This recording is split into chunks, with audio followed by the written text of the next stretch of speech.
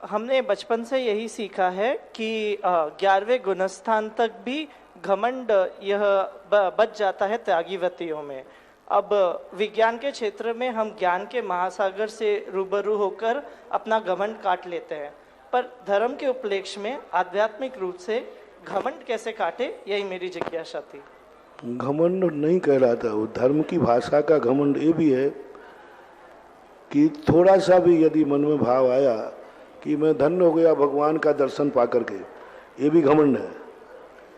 अब ये घमंड संसार की दृष्टि से उसमें कितना अंतर है।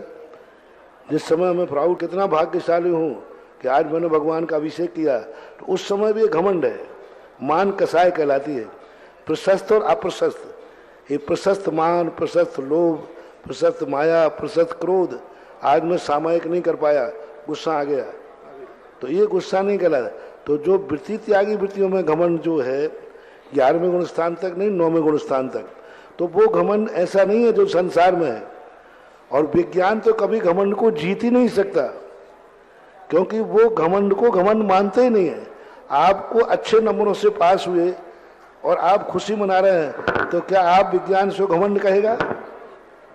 नहीं कहे। हमारे यहाँ इसको भी घमंड कहते हैं।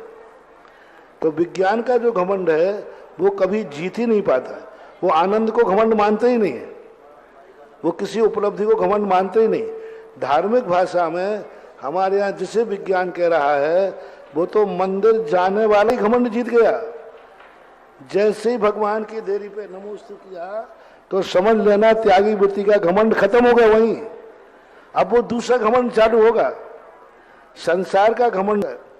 जैसे उसने कहा नमोस्तु भगवान, जब जब तुम नमोस्तु करते हो वो इसी समय धर्मात्मा का घमंड समोस्तु ही समाप्त हो गया।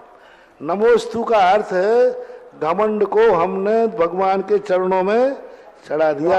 इसलिए सिद्धांत की भाषा में जो घमंड है, अब 11वें गुणस्थान वर्ती को कसाई कहा। अब कसाई, लेकिन वहां कसाई का अर्थ क्या है? कसाई का अंश उदय में है। तो ये मत समझना कि धर्मात्मा के घमंड नहीं छूटता है।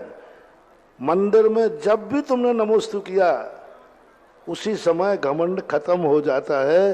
वृत्ति और त्यागी वृत्ति का बहुत बात की दूर रही, ऐसा मानो।